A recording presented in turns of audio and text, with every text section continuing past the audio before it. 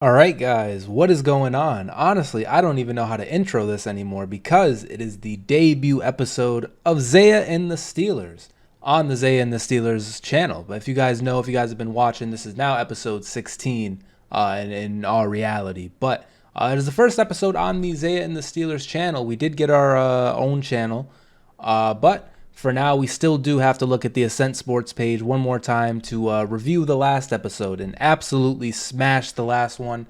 We got a big 1K views, 1K views on the last episode, so I appreciate that, guys. Thank you very much.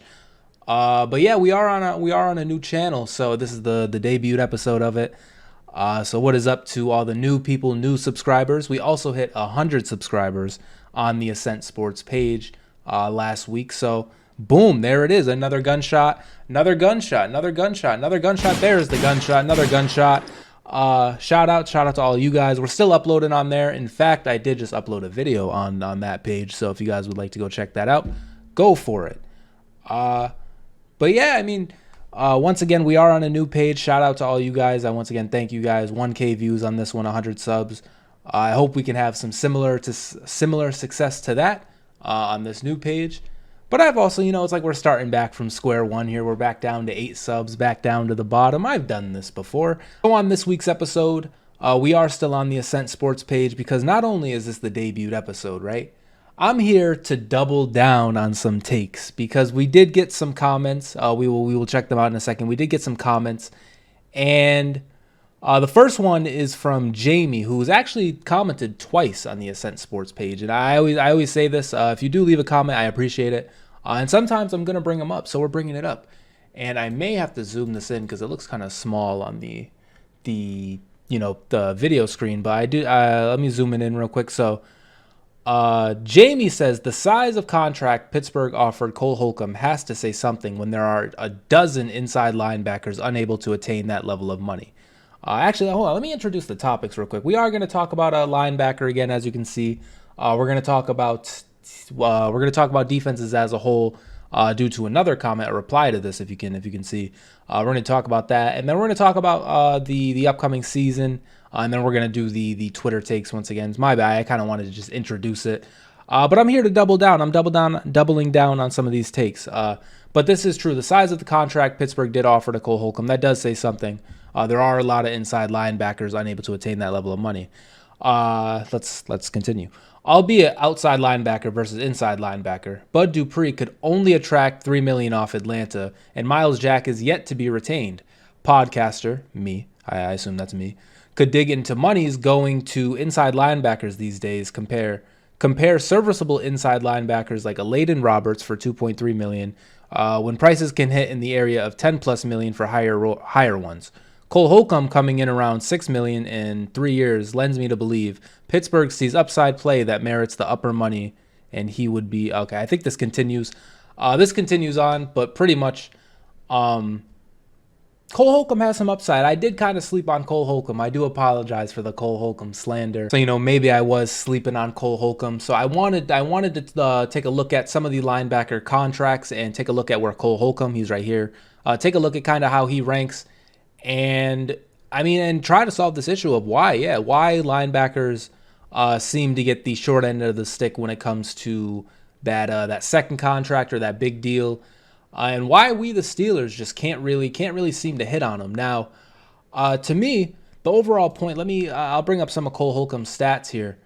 Last season played 7 games. The season before that, 16 games. In the 7-game season, he had 37 tackles, career high of 83 solo tackles. Sacks, it doesn't really get the highest sack numbers. I can't really see coverage stats. I don't know. Passes, he has 10 passes deflected. I think that's PD. Looking at the stats, honestly, I didn't really know who Cole Holcomb is. You can call me a casual. You can say what you want, but from a player from the Washington team, he didn't really stand out to me. And with that said, our linebacker core as of recently, to me, has been a group of guys who just hasn't really amounted to the biggest progress. Like, we've tried switching people out, we've tried replacing them with other Cole Holcomb like players who, to me, maybe he's the 20th highest paid inside linebacker on here. He's definitely pretty high on here, but Still, to me, the 6 million cap hit. If we look at some other people like Bobby Wagner at 33, he has 5. Isaiah Simmons, he was somebody I was talking about early on. His cap hit is 5 for this year. So when we look at that, yeah, maybe Cole Holcomb is somebody we see some upside in. But recently, just for the Steelers overall, we haven't had that T.J. Watt like player. We haven't had that Minka Fitzpatrick like player. That has just been the star at the linebacker position. Now we got to mention Ryan Shazier, his tragic injury that ended his career. We thought we had it there. We did have it there until that happened. And then we tried, with Devin Bush, we tried to go get, highly touted draft prospect linebacker. We tried that, and that didn't really work either.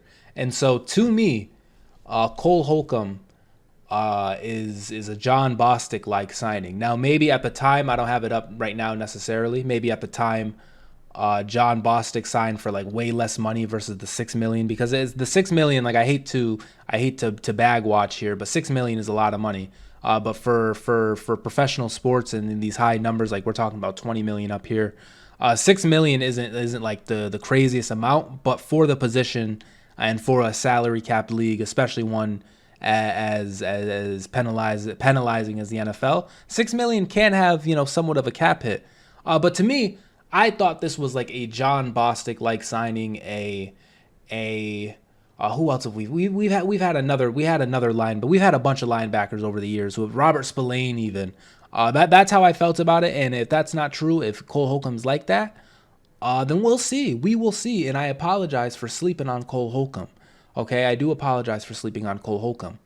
But if we look now, just kind of looking around the linebackers here, once again, we established Cole Holcomb, the 20th highest paid linebacker. If we go next to a Layden Roberts, I don't know. This is much farther down. I'm not going to count, but it looks like about 10, 15 more people down. We got a Layden Roberts at 3.5. Robert Spillane also at 3.5. So right there, I mean, Robert Spillane, we saw how he played. Him and a Layden Roberts getting the same amount of money. And then Cole Holcomb getting what, 2.5 more million than Robert Spillane than what we were paying him. Should we have kept Robert Spillane around? I don't know. I mean, Cole Holcomb apparently is going to play $2.5 million better. He is also a year younger, and like Jamie said, maybe the Steelers see some upside in Cole Holcomb. So I never meant for it to even come across as that either, that I wasn't just like that I was just hating on Cole Holcomb. It really wasn't like that. But once again, to me, this was like a John Bostic signing. Just guy we got to get because we literally nuked our inside linebacker core. We don't have anybody anymore. We have Cole Holcomb and a Layden Roberts now because we got rid of Spillane, we got rid of Devin Bush, and we got rid of Myles Jack. You also brought up Myles Jack, who can't get $3 million. Listen, man, I don't know. I don't know why Myles Jack can't get $3 million. I don't know why he's still a free agent. I really don't know. Patrick Queen, he's a rook. Patrick Queen is going to get a lot of money. I fucking hate having to play against him on Baltimore. But I honestly don't know why Myles Jack isn't on a team anymore. To me, I've said this before in prior episodes. To me, I thought Myles Jack was playing fine for us. Now, by fine for the Steelers in the middle linebacker department, by fine I mean the worst part of our team, the worst part of our defense, the glaring hole in our defense, the glaring 10 yards a carry, 5 yards a carry, 10 yards a carry, backup running back having a career day. I mean, it was more of the same in that. Like he didn't exactly change life for us. Now, when we talk about if we're just doing the name thing, when we talk about Robert Spillane being on a team, no offense to Robert Spillane, but at one point Myles Jack was, I'm pretty sure, a Pro Bowler. Myles Jack was one of the premier linebackers in the league. He was signing, and at the time of us signing him, someone we were pretty hype about, and I think we might have even gave a pretty penny to. We might have even gave him a similar deal to Cole Holcomb, who now we know Myles Jack isn't on the team, but just coming into it, everybody was in on Myles Jack. Now a year later, why it's cooked, I don't know. Devin Bush also signing with the Seahawks for 3.5. So once again, Cole Holcomb $2.5 million better than Devin Bush, Robert Spillane, and a Layden Roberts, who was also on the team. So once again, that's not me. This is the Steelers. They're taking these players. Maybe I should go do my homework. More homework than watching highlights on Cole Holcomb. I've seen highlights, and he looks pretty good. But once again, this to me was like a John Bostic like signing, a low key signing. That's how I felt. I don't know why Miles Jack can't get another deal. I don't know why we didn't just keep him. I don't know why another team won't sign him. And it is tough. And looking at it, I know like players like a Leighton Van Der Esch. He's been kind of having an up and down career. Like his case is more injuries. Devin Bush, we know what happened with him. I feel like all these other guys too are gonna. Tyler Matakovich. I forget how I used to pronounce his name, but he's a former Steeler. He's getting a 2.5. That's another linebacker. When I was saying, we've just been trying out linebackers. He's another guy. There's also a lot of linebackers. Maybe that's a reason. There's a lot of inside linebackers, man. There's a lot of Nick Herbig. He's another side. I think he's a rookie. Yeah, Nick Herbig is a rookie. All these other people are probably going to be rookies down here. But yeah, I mean, there's just a lot of people at the position, a lot of players at that position, and I also think with the way the NFL is going, with this just passing so much, and quarterbacks are so talented and players are so talented now, I think linebackers have had to step up. Linebackers they've got to be in coverage now for real. Linebackers have to be able to cover at least do their best, like at least make an impact when covering some of these tight ends. Because you got Travis Kelce, you got George Kittle, you got Darren Waller, you got Mark Andrews, you got TJ Hawkinson, something like that. Something Hawkinson. The league is Pat Fryermuth. The league is full of these tight ends. And, linebackers, they've had to adapt. They've had to, make up for it. And this isn't new. It's not like Shannon Sharp wasn't around, playing and changing the game at the tight end position. And, we've had like Tony Gonzalez, Antonio Gates. Like there's always been tight ends that have excelled at receiving and not just blocking and being an extra offensive lineman. There's always been tight ends that can do that. But now with the way offenses are being designed and predicated, and you got these offensive coordinating like gurus who can just like make up these plays that work, like these tight ends, like it's not a game. It is not. They will kill you. Like if you can't cover tight ends with your linebacker, if your linebacker isn't a factor, you're gonna get cooked all game. The Steelers year after year after year after year have been getting cooked game after game because our linebackers just can't cover these tight ends. These tight ends, the schemes, the routes they're running, they're just too good. There's too much for us.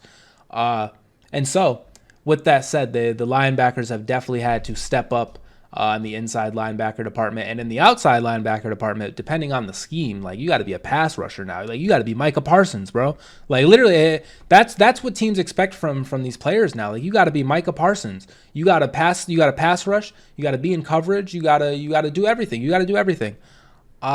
And if you're not one of those kind of guys, you're not going to get one of these big kind of deals. The NFL is very unforgiving. They only pay people who they really think is worth it. If they don't think you're worth it, they're not going to do it. There's been countless amount of players who have sat out. There's been countless amount of players who've had to go to a new team. Teams will stand on it. The NFL is very stingy with money. And so it is what it is. Now, just before we leave this topic, I do want to bring up some of the NFL free agents still available. Just specifically looking at the linebacker spot, there is like a bunch of names like Dalvin Cook, Hopkins, Wentz, Matt Ryan. But if we look at a linebacker right here, Quan Alexander, he's somebody who I've named before. Now, based on the conversations we've had, maybe I shouldn't be trying to replace Cole Holcomb. There's definitely upside there. But, just for shits and giggles, these are some of the names who are still available if we do find ourselves the need to go get another linebacker, So Quan Alexander, he's there. Melvin Ingram back as a free agent. He's an outside linebacker, but I'm just peeping that. Shout out to him. He had to leave to go to the Chiefs. Kyle Van Noy is another option. I don't know. Once again, I don't know if him between him and Cole Holcomb, who you giving the $6 million to? Is Kyle Van Noy, is he worth $3.5 million? That Robert Spillane, that Devin Bush, that Layden Roberts, is he worth that 3.5? I don't know. Miles Jack, same thing. He's down here. Miles Jack still available. I think for the right price, we should re-sign Miles Jack. That's a stance I have. Artie Burns available. Shout out to him. Anthony Barr, he's a old Cowboy and Viking. He's available. I think he's an outside linebacker though. But yeah, those are some of the linebacker free agents who I've seen. Maybe if we're feeling like maybe Cole Holcomb isn't worth the $6 million cap hit, we can go look at them. Yeah, so it is what it is. We'll see. But Cole Holcomb, maybe there is some upside with Cole Holcomb. 27, still has a lot of football left to play. I should be excited for Cole Holcomb. I apologize for not seeming excited about Cole Holcomb. But we do have Minka, and we do have TJ, and we do have Cam, and we do have Joey Porter Jr. now, and we do have Alex Highsmith, and we do have, a couple other players that, I was more focused on in the Cole Holcomb, because our middle linebacking department really just depended, no matter who you've put there, it just hasn't been the best. Because of that, I was kind of sleeping, so apologies. Anyway. With that said, now I want to flip it around here because I did the linebacker first. This comment got a reply from somebody else, and I don't know if this was their first comment, but somebody did reply, and they kind of cooked me, I think. They kind of cooked me at the beginning, but it was a good, and I think this is like the second. This is like another comment I'll get to as well, the other Jamie comment, but this comment right here from Choose Carefully is the next one I wanted to look at because, one, they kind of cooked me, and two, they brought up a good question that I'm going to want to answer here. So they said, I'm waiting for someone, parentheses, who isn't dyslexic. So I think I'm dyslexic. Now, how I'm dyslexic, I don't know. I think maybe the glasses. I'm not even sure if I'm dyslexic, to be honest. But if he's not talking about me, he is waiting for somebody who is not dyslexic. So if you're dyslexic, you don't got the answers. You don't got the answers, Sway. You don't got the answers if you're dyslexic for this guy. But anyway, he's waiting to figure out what individual players at what positions affect a team's performance most, especially since after Watt's injuries, we have quite this case study. 1 in 6 without him and 100+ yards per game or more given up. Even the other defensive stars on this team's numbers plummeted. So what? Other teams don't have a Bosa or a Watt. The Broncos had the number 1 D before erupting in anger in Week 17. All praise to Elijah Evero for keeping... Okay, well, they're not giving me the full comment. All right, well, they're not going to give me the full comment, but pretty much the meat and the potatoes of this is what makes a defense a really good defense, and how and what position affects the team. I'm kind of restating the thing here. Maybe I am dyslexic. I don't know if that's what they do, but it was a good comment. So I wanted to pull up this page right here, which is the NFL defensive rankings. Now, hold on, let me move this kind of over to here so that way I can kind of go back and forth here. But we brought up the defensive rankings of teams, right? And if we look at the top teams, okay, so the 49ers, for example, they're absolutely stacked at every position. They got a pretty good secondary. They got an insane pass rush. Nick Bosa is one of the persons they named. And linebackers, they got a bunch of players, so I don't think they're going to be a team that we can draw something from. Next, we go to the Eagles. They got an insane pass rush. So I think that's 2 teams now that the pass rush is just really good. Next, Cowboys. They got an insane pass rush, and Diggs, and they got great coordination. The 49ers, too, have a great defensive coordinator, so just keep that in mind as well. So the Cowboys, they had great coordination and just overall good players at all 3 phases of defense. They had good linebackers, good linebackers, good secondary, and then a good pass rush. So the Cowboys. Next up, the Jets, who have Quinnen Williams. They have Sauce Gardner. He's in the picture. They have they're a team with a bunch of stars. The Dolphins, they have Xavier Howard, and they have a pretty good secondary as well. So I don't know about their pass rush. I don't think their pass rush is that crazy. I think they just got Bradley Chubb. I'm reading it. They just got Bradley Chubb, so maybe this next year they're gonna play better. But overall, they have a good secondary. They also just got Jalen Ramsey, so they're gonna be insane. This is based off of predictions, but we know these are some of the better defenses in the league. Next, we have the Patriots, who are always the Patriots when it comes to defense. They always have a great defense, depending on who they have back there.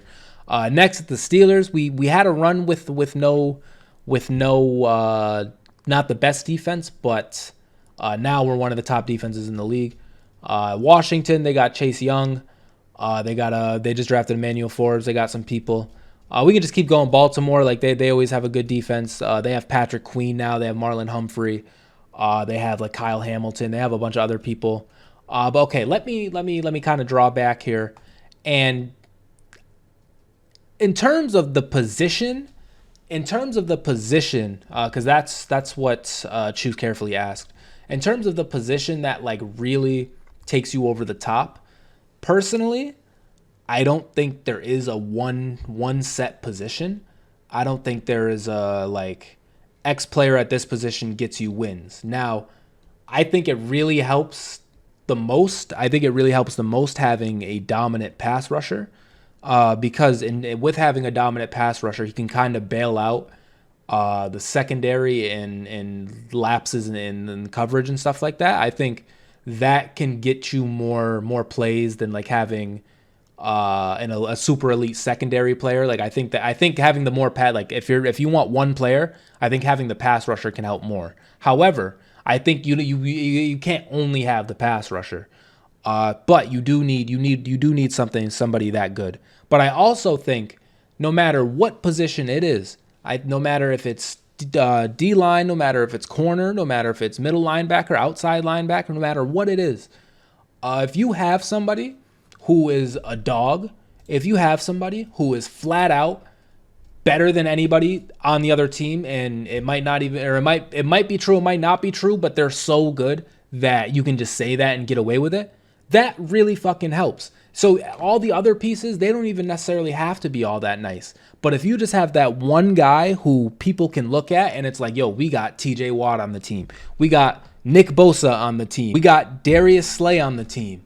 We got Micah Parsons on the team. We got Sauce Gardner on the team. We got Jalen Ramsey on the team. We got Bill Belichick. Bill Belichick might be his own example, but I mean they've had like Stephon Gilmore and shit. Like the Patriots have had people, but Bill Belichick might just be that guy for the Patriots themselves. Like, yo, we got Bill Belichick. We're coached by Bill. Like, we're a great defense just off the rip. Same thing kind of with the Steelers and Tomlin, but we got TJ Watt and Minka on the team. Washington, we got Chase Young on the team. Baltimore, we got a running back for a quarterback because you guys stink. But you guys see what I mean, though. And they got Patrick Queen, I guess. I don't know. But you guys see what I mean? Like, I really do think that having the answer is having a player at no matter the position, having a player that is a all Pro Bowl level player at the position, and somebody who can be looked to as a leader or whatever. It's bullshit to say it's all that ESPN stuff, but like it's true. Like someone who can galvanize the troops in a locker room guy, and just a guy you want to have a beer with, all that 4th of July shit. It's true. That's what makes I think the defense. That's what makes the defense come together, and that's what makes it perform better. Thinking of the Steelers as an example, myself, once again, we were 1-6 without TJ. But hear me out. TJ Watt, fantastic, amazing, a dog, right? We know TJ's very good. However, if we look to 2018 or if we look to 2019, which is, I believe, TJ's second or third year. TJ was on the team for 2 or 3 years, right?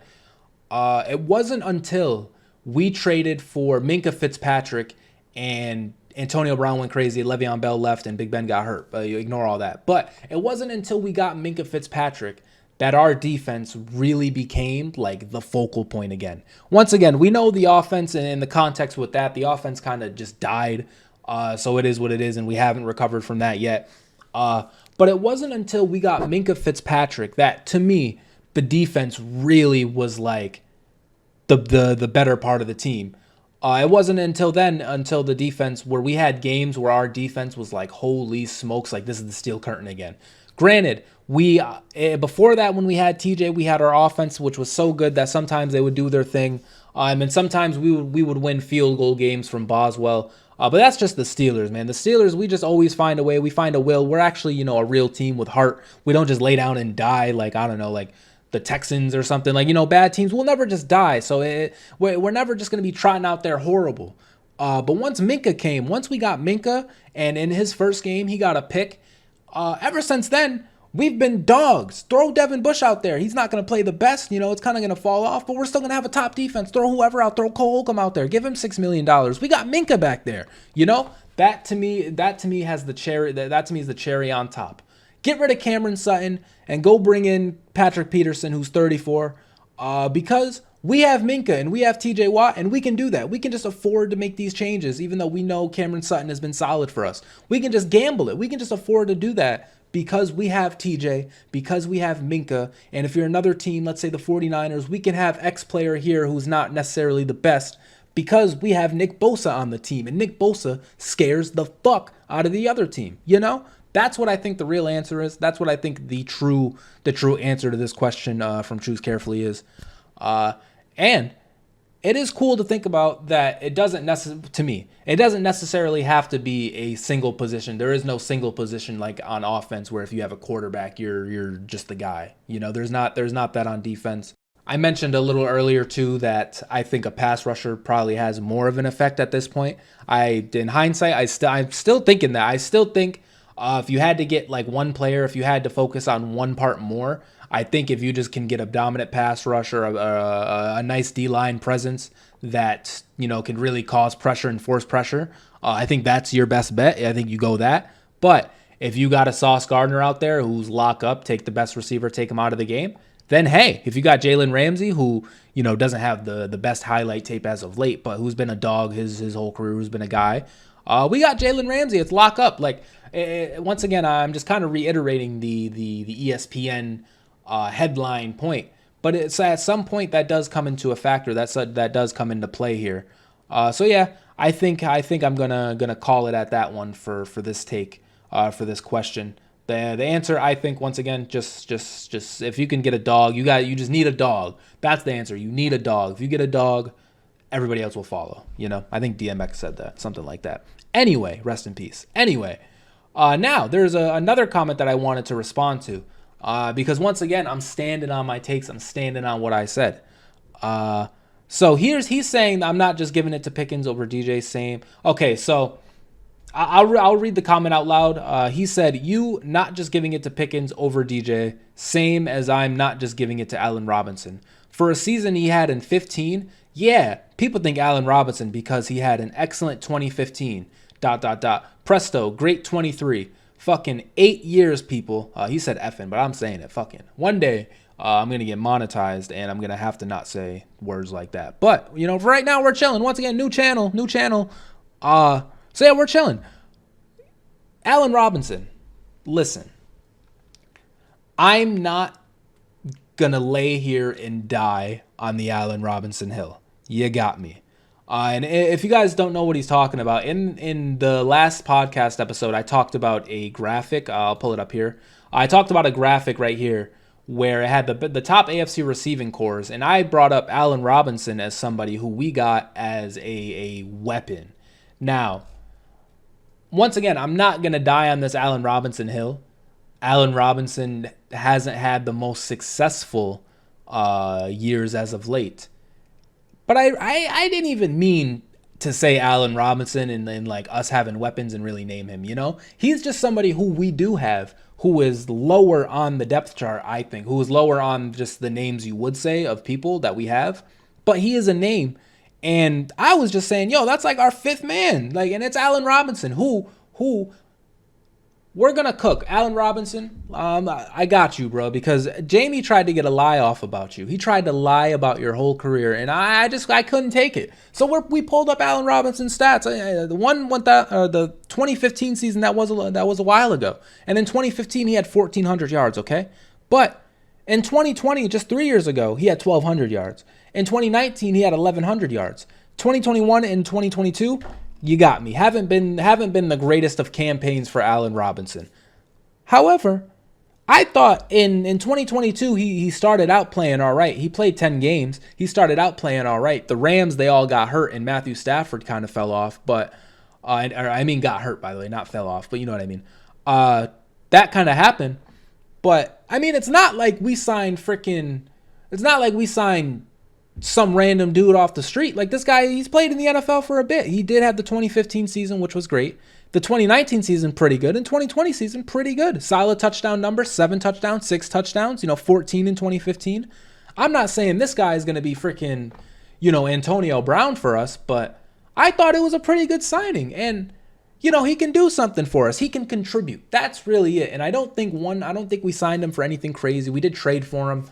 He does have a high cap hit. I lied. He does have a high cap hit, but we'll eventually work that out and probably, do something with him next year. But for this year, we have him on the team and he's a Steeler. And I'm tired. I am tired of people just sleeping. And yeah, I don't know what the beginning of this meant, the not just giving it to Pickens over DJ. I said DJ, Deontay, that's what he's talking about, DJ. I said Deontay is our receiver one at this point, but I do think Pickens has the shot to take over in that role. And I think if, based on what he showed last year, if you watched, I think that's not an insane take to have. I don't think that's a crazy take to have. But, Deontay's very good. Pickens, I think, is very good. Allen Robinson was very good. He can contribute.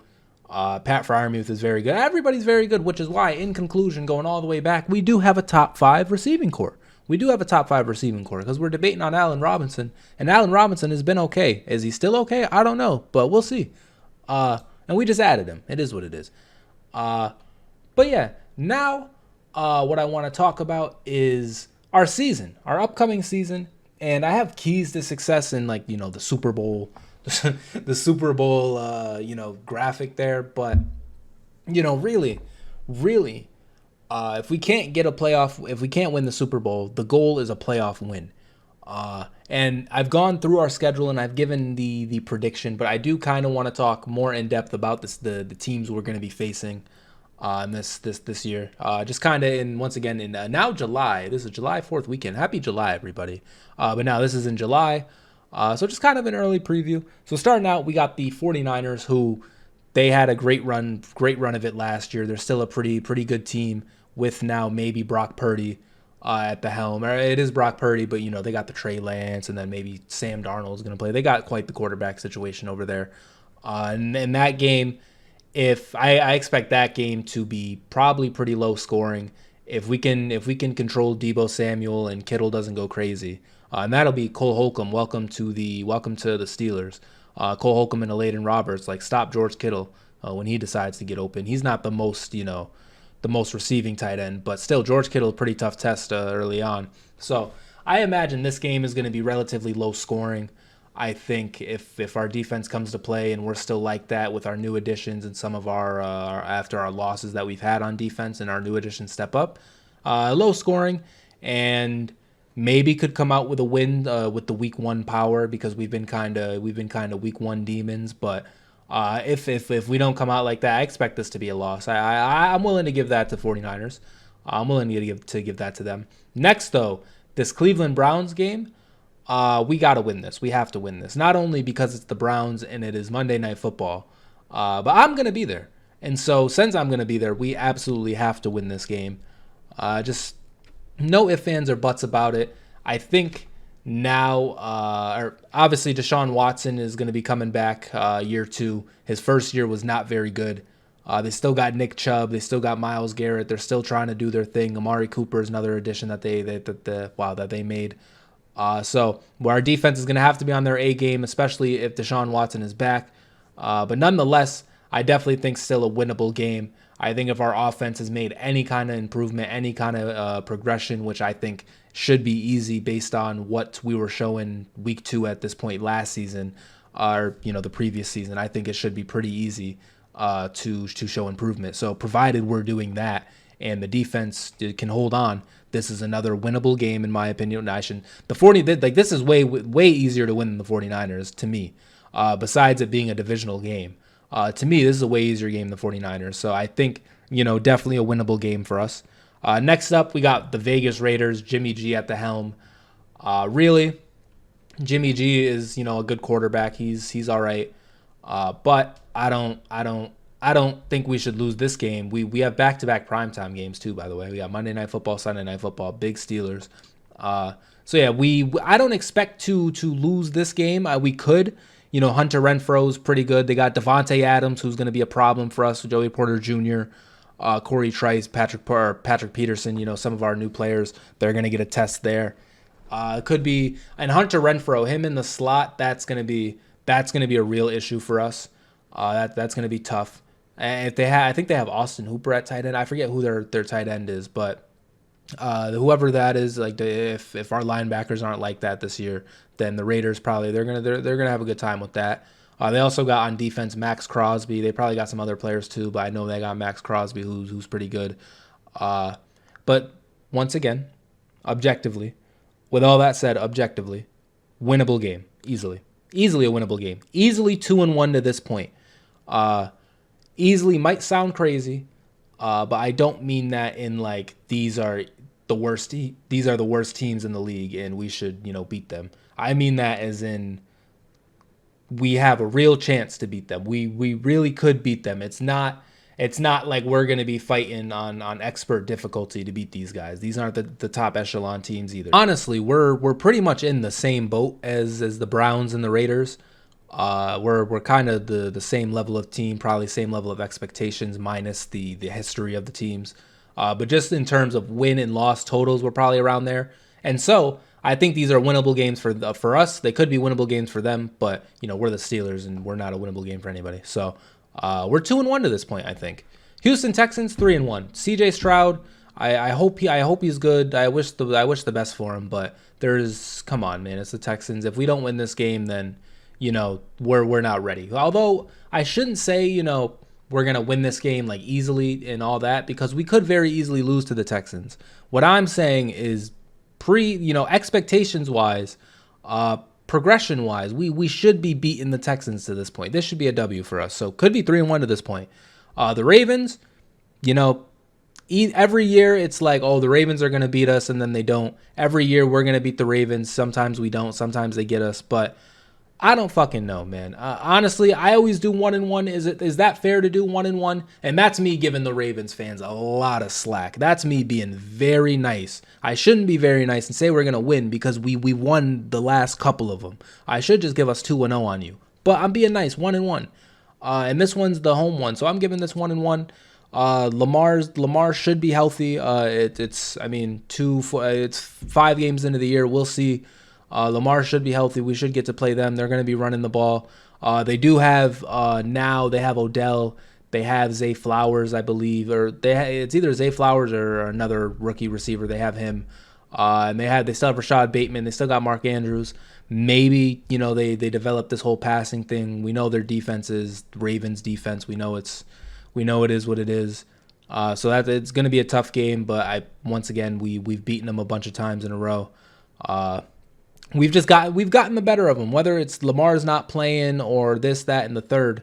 If we want to use the Lamar's not playing excuse, the last time they beat us with our healthy starting quarterback was fucking like 2017. So if we want to do that, it was a while ago. It's definitely been a while since they've beaten us with our starting quarterback healthy. I think when Ben was playing or Kenny was playing, when Ben was playing or Kenny was playing, our actual real life starting quarterback was playing. It's been a while since they've beaten us. I don't know the exact year, but it's been a while. So that's me being fair, 1-1. So it is what it is. Next up, the Rams, which really the Rams is kind of a hard game to think about. The Rams is kind of a hard game to predict. Matthew Stafford could be back, and it could be him and Cooper Kupp all day.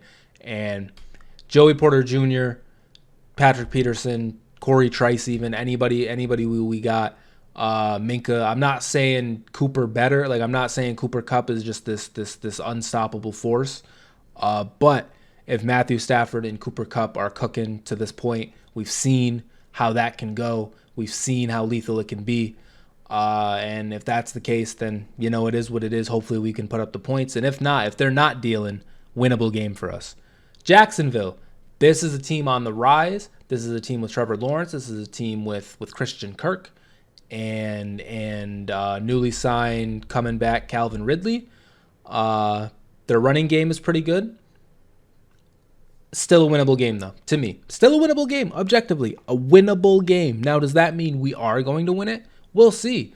But the Jaguars, to me, are frauds already. The Jaguars, to me, I hate them because of 2017. So to me, you're not gonna get a fair point out of me with the Jaguars. I mean, like they could be good, but they could not be good. You know, it's the Jaguars. Uh, but you know they got all the chance to be a pretty good team. So I think this will be a good game. I think this will probably be an offensive game. If our defense though, once we've seen there, if anybody is news watching this, if anybody new who isn't a Steelers fan, I'm telling you guys, like we haven't won the Super Bowl in a little bit. We haven't been like a juggernaut team in a little bit.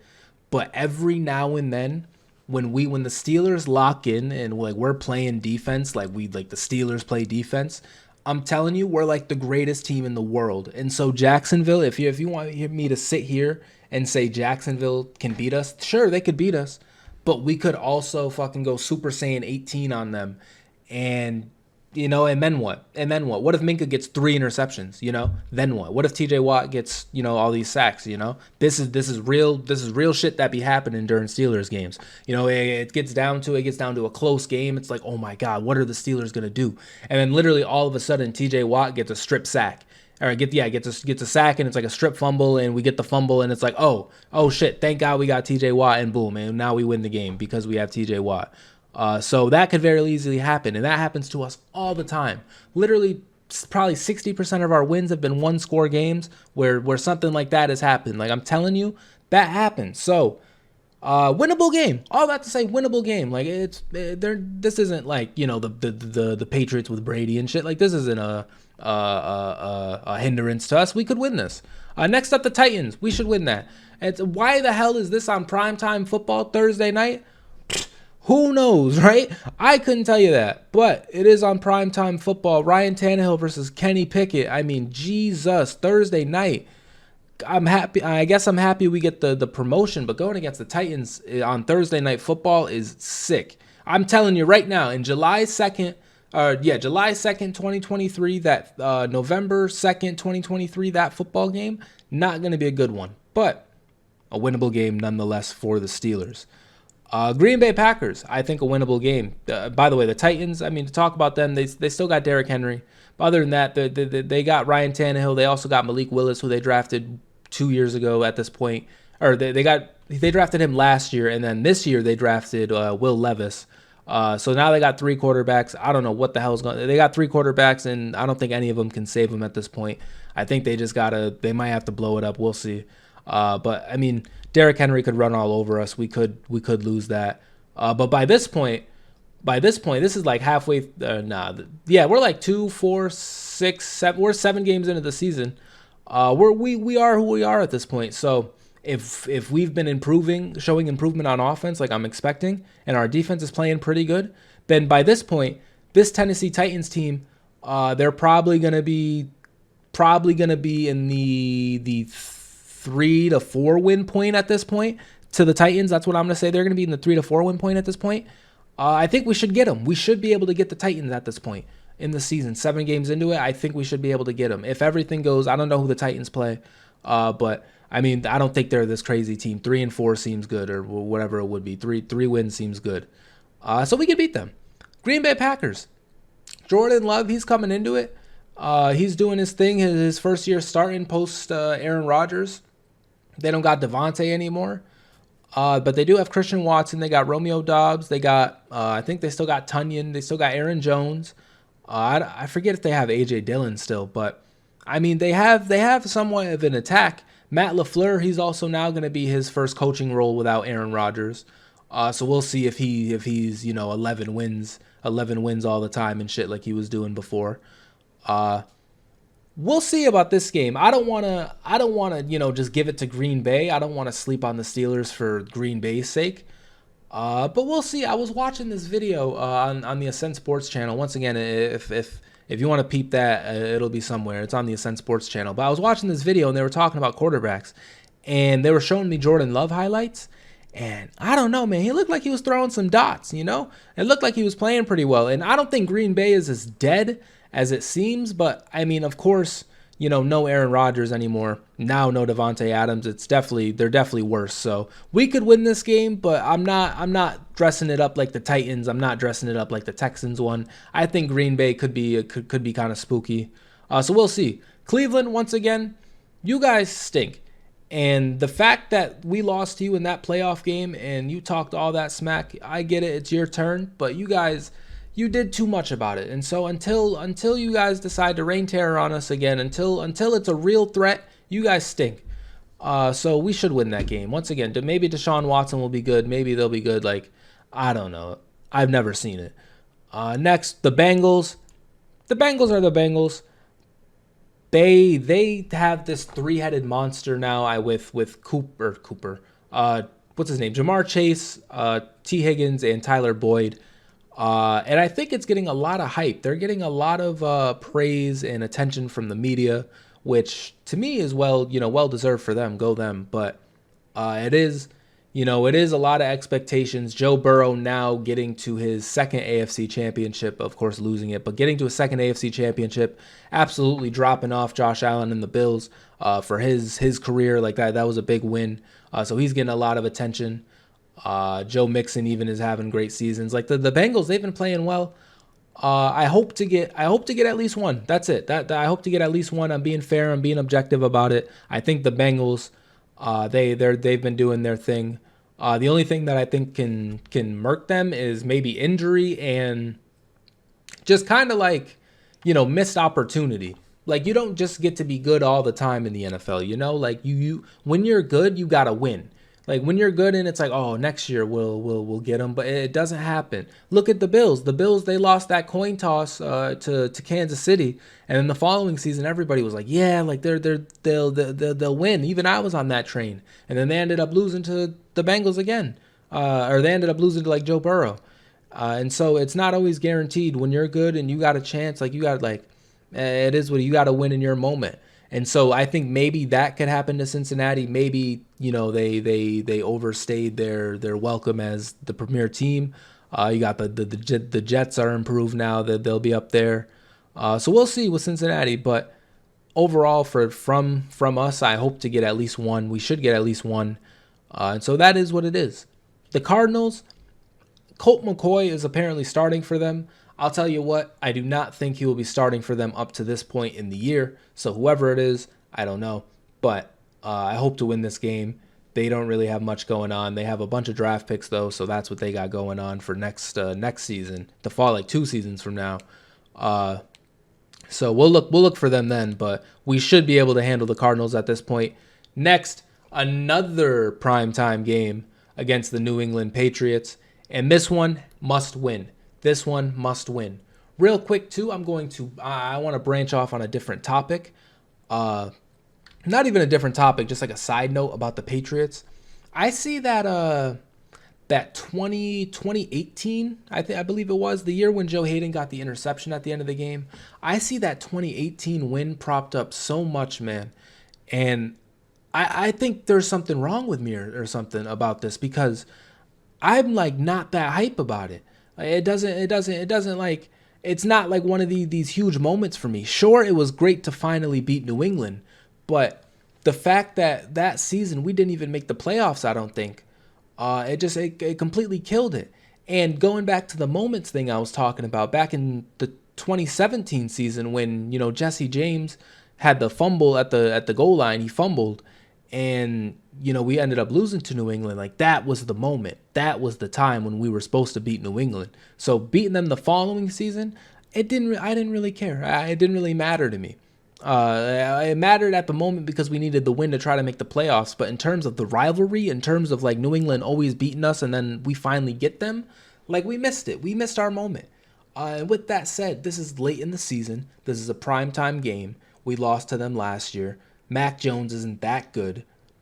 We should win this game. We really should win this game. And I think this can be a win against New England post Tom Brady, post Big Ben, where it's like, a new era of time. Maybe we can get something going against these guys. Otherwise, the Bill Belichick, Mike Tomlin head-to-head record is really going to be an issue. For Mike Tomlin, it's really going to be a hindrance because at this point it's like fucking 22-3 or something. Like the Falcons Patriots score in that Super Bowl, like that's what it's gonna look like if they just keep beating us. So it is what it is. I hope to get them. But yeah, I did want to mention that that 2018 moment. Like for me, it's cool. It's great that we beat New England. Like I was hyped, but it's not like something I think back on and it's like, yeah, we finally got them. It wasn't like that. It was supposed to be in 2017. But it is what it is. Maybe we should have beat the fucking Jaguars to play them in the AFC Championship. Maybe we would have got another shot at them because I really think we would have beat them then too. Especially, we beat that Jaguars team who stomped us in the regular season that year. Bro, we would have had New England, and we lost to them that way. We would have had New England. But no, we had to freaking lose to Jacksonville. So I will forever know pain, if you will. Next, the Colts. We should beat the Colts. We always beat the Colts. Anthony Richardson is starting. They don't even have a time for this yet. The Colts, they're doing their thing, but I've documented this before on this, not on this channel actually, but on Ascent Sports and the podcast overall. The Colts can't beat us. It's literally impossible. I'm talking all the smack until they do it. We beat them every time. Play it in Lucas Oil. Play it in Pittsburgh. Do what you want to do. We're going to beat the Colts. And as far as them, they got a good team. They could make some noise this year if Anthony Richardson is good. But they definitely missed their moment too, playing around with like Phillip Rivers and Matt Ryan and shit. They had a good roster, and now it's kind of in question if they got a good roster. So rip the Colts. We should beat them though. And if there are any Colts fans watching this, I apologize, but you haven't beat the Steelers in a while, and Big Ben made that tackle, and I know you remember it. Next, we got the Cincinnati Bengals. December 23rd, close to Christmas. This one's in Pittsburgh. Later in the season. At this point, we should have, let me just count real quick. At this point, we should have 1, 2, 3, 4, 5. I won't count Jacksonville. 5, 6. I won't count Green Bay. 7,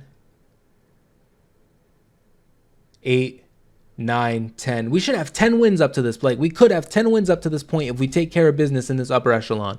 If we take care of business against Cleveland in Vegas in the first run, and we beat Baltimore the one time, we beat like Tennessee. If we can do that, we'll have 10 wins up to this second Bengals game. This could really help. This win could really help. This could get us 11 wins, especially in this wild card spot. It could be pretty spooky. It could be pretty packed. You got us. Maybe Cleveland is good.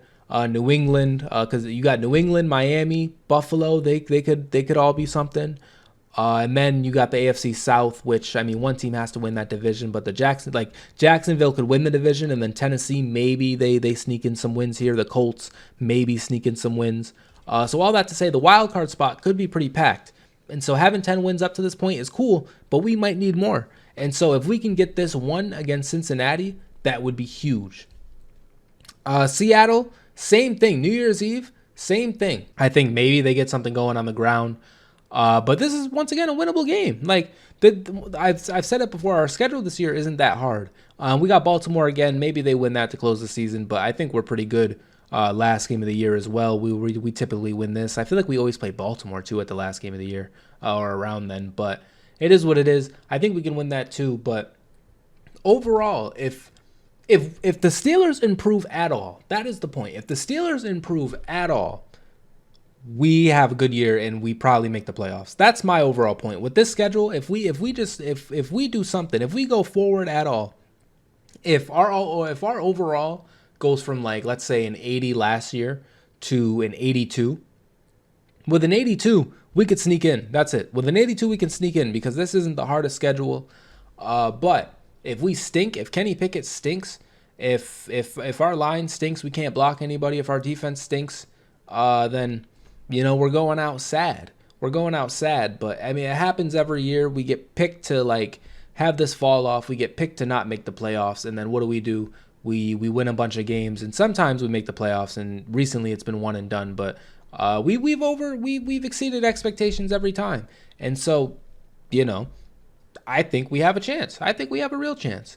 And couple that with us having a top 5 receiving core, and to me, we got the best team on paper in the AFC, and we should be looked at as the AFC favorite. I'm joking, but we're pretty nice. Now, let's finish it out with some of these Twitter takes. Let's go to the profile. Shout out to the Zaya&TheSteelers profile. Give that a follow. So I actually literally just saw this, like, right before I recorded. the most passionate fan bases from AI. Like this, so this is like a, I don't even know how they go about asking this shit to robots, but apparently like a computer says that Pittsburgh has the most passionate fan base in the NFL. We got Green Bay at 2, Kansas City at 3. Not just going to go through them all, but I mean, you see them. Steelers ranked number 1. I thought that was pretty cool.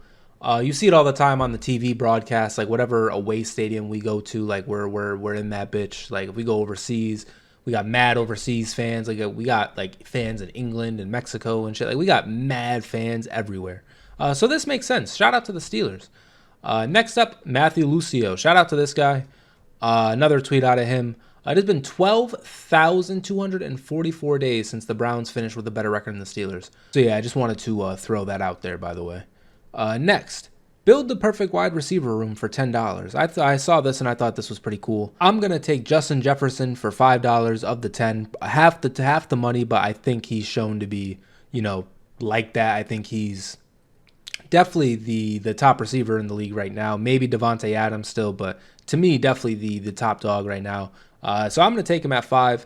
Next, honestly, I'm going to take Deontay for $2. That's not bad for Deontay. We get the drops, but him as a number 2 to Justin Jefferson, I think that's kind of OP. So that's what, $7 right there. And then next after that, I'm going to take Brandon Cooks because Brandon Cooks has shown to be a pretty good receiver too. So that's what, 5, 7, that's $8 right there. I can get one more $2 receiver if I would like to, but 3 receivers isn't bad. One more. I am going to get, I'm going to get Chris Godwin. I think Chris Godwin could be a good addition to that core. So we got Justin Jefferson, Deontay Johnson, Chris Godwin, and Brandon Cooks. But honestly, if I really thought about it, you could make all types of creations with this. I mean, Justin Jefferson, Amon-Ra St. Brown, and then like Michael Pittman and somebody else like that. That seems pretty good too.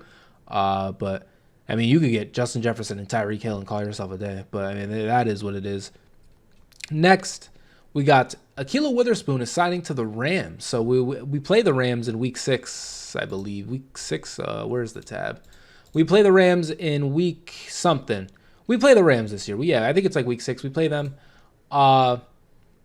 Witherspoon, to me, I thought he played all right. I thought he played pretty good. I think, there was room for improvement, but I didn't think he was horrible for us. And the fact that we let him go, kind of like the linebacker situation, we just wanted to go in a new direction. That's, it is what it is. We wanted to go in a new direction. So, shout out to Witherspoon. We'll play him. I thought he was pretty good, so I thought that was interesting. Next, I'm going to do this Colin Cowherd thing, but I ended up doing it a little bit beforehand. I did that like last week. I don't know how it's here now. Next, we got who's the best running back at their peak. And this has Todd Gurley, Le'Veon Bell, David Johnson, and Jamal Charles. To me, at their peak, Le'Veon. Le'Veon was nice. Le'Veon was nice. Then we got Jamal Charles. Then we got Todd Gurley. Then we got David Johnson. To me, Todd Gurley that 1 year was very good, but Jamal Charles was a monster. And Le'Veon Le'Veon was just different though. Le'Veon was so good. We have a run coming up here that I liked. That you guys will see. Like Le'Veon was so good. Next, kind of in the same breath, just living off of the Killer B era, man. But we got a start, bench, cut, assuming all are in their prime. To me, this is honestly pretty easy. We got start AB, bench Julio, and then cut Odell. Odell is fantastic. He's a great player. In fact, the only one of these 3 is still playing, but of course he's younger. But he is still playing as a Raven. But to me, AB was the guy, and then Julio was also like dominant too for years and years and years. Odell, he had his, he had a dominant run, but AB and Julio, they were on one for a while, and then AB and Julio, you can debate it, but I don't know, man. AB was so good. AB was a monster, and recently he's been in the news for like just the most insane shit ever, bro. Like he's literally getting sued by the players of his arena football team for not paying him, and Antonio Brown bought the team, and then he said he was gonna play, and he didn't play, and it's insane. His life is a movie, but when he played football was very, very good. So I guess shout out to AB. And then next, we have top 10 dynasty receivers. I know it's a lot of broader NFL content, but I think this kind of ties into it because George Pickens is not on this list. But we got like Drake London is there, who's a young receiver. Chris Olave is there.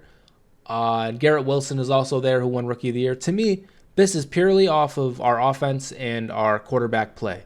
I think George Pickens, if he was on a different team and things went a little different last year with offense, there was more stability. They weren't switching quarterbacks. There was more. There was better play calling and shit. Like, if he got more opportunity, I think he would be on this list. And when I say that, I tie it back all the way to me in last week's episode saying that I think he's going to be better. Like, I think he's going to become the number one over Deontay. Like, I'm thinking that he should be on this list. And the fact that he's not, it is what it is. But just be on alert, guys. I just want everybody to be on alert that, like, Drake London over George Pickens is next year. It's not going to be a thing. That's not going to be a thing. But like Cooper Kupp, you got me. But of course, Dynasty. If you guys don't know what Dynasty is, it's like a fantasy league where you keep your team pretty much. So like you're looking for age and then also like really good stats, So that's why like Justin Jefferson, like Jamar Chase, Garrett Wilson, 3 players who are like really young are just so high. Next, this is a funny play from Big Ben. Honestly, I saw this and was really just dead. So this was against the Ravens, and we're 10-0 up to this point. And look at this throw out of Big Ben, man. This is insane. He just chucks it up, bro. Literally just chucks it up. I thought this was hilarious. I wanted to show it. Shout out to Ben. Of course, we know he's a legend. Shit happens. But that to me was funny. Is it not going to replay? I wanted to kind of replay it. But I don't think it's going to happen. It happens. Next, I think we kind of looked at this top 10 teams thing, but these are the top 10 teams with a chance to make the playoffs. We have the 10th best odds to make the playoffs out of the AFC, which isn't bad, but once again, I think people are sleeping. I think people are sleeping on us. We should have a higher odds than the Browns. But cool. Next, this Pittsburgh Maulers. The Pittsburgh Maulers, if you guys didn't know, made the USFL Super Bowl, and the USFL Super Bowl, and they ended up losing. But Chris Blewett is their kicker. He used to play at Pitt, and I actually know who this is, and I thought that was interesting. Because Chris Blewett, he used to play at Pitt, and he was 4 for 4 in field goals in this game. This one from 55 yards. I don't know if I want to play an NBC thing, but 55 yards, not a bad kick. And the Pittsburgh Maulers are the something champions. They're like a conference champion at least. But they didn't end up winning the big game, unfortunately. And now we got this Le'Veon run. This run right here is insane, guys. Like this, it's insane what happened. But like, look how quick he was. Like, look at that cut. Look at this cut. Just cuts in, and then look at AB downfield blocking. Like, just absolutely amazing stuff right here. We'll get a replay going too. Shout out to Le'Veon. At one point, he was just really a dog. Just absolutely, and it's the Browns too. Look at that, 17-3. Guaranteed we won this game. Easily won this game against the Browns because it's the Browns. Shout out to Le'Veon. And shout out to the Browns. I've been giving them a lot of flack, but shout out to the Browns, I guess. This is the last month without NFL football until March 2024. Definitely hyped for the football season. Definitely hyped to get to talking about the current events in the season. So lit. And lastly, to close it out, we have this post from CBS Sports. Blitzberg posted this. Shout out to them. We got the best players heading into the 2023 season on defense. We got Nick Bosa, Aaron Donald, Fred Warner, Sauce Gardner, and Derwin James. No TJ Watt. Honestly, I'm not really too mad at it just because this is a lot of, what is it? Not revisionist history, but that's a completely different term. It's not revisionist history. It's something bias, something recency bias. That's what I'm thinking of. It's recency bias. We know this last season TJ was dealing with injury, and then obviously Sauce Gardner, like his first year. A lot of hype surrounding him. So I'm not really too mad at it. But just once again, just to tie it all back into people are sleeping, and I gotta stand on these takes, and I gotta have these bold takes about the Steelers, because if I don't, we're gonna be laughed at. We're gonna just be left off lists. We're gonna be no graphics made. We're gonna be not talked about. We need to be the premier team because we are the premier team, and everybody knows it. Deep down, you know it. So, gotta acknowledge CBS Sports sleeping on us. We got CBS Sports sleeping. We got ESPN sleeping. We got Fox sleeping. We got everybody sleeping. Everybody sleeping on the Steelers, guys. So just remember, mark it down, July 2nd. I told you. And then, okay, and that's gonna do it. We got through all the Twitter takes, all the stuff I saw. And for the podcast, I think that is going to do it for this episode. Once again, thank you guys for coming over on this channel. If you did, this is a new channel, so be sure once again to hit subscribe. I'm sorry, hit subscribe if if you haven't already, because once again it is a new channel, and I'm excited. I'm really excited for the season to start. Thank you to the comments here from Jamie and Choose Carefully. Thank you to you guys. Thank you to everybody who's commented. Thank you for the subs, the likes, all that. And I'm hoping to continue this, So anyways, guys, that is going to do it for me. If you enjoyed this video, be sure to leave a like, subscribe. I already said that, but you'll say it again. To all that. And happy July 4th. I hope everybody has a good July 4th weekend. July 4th is on a Tuesday, which is kind of inconvenient. Like, I don't know who made the schedule this year for the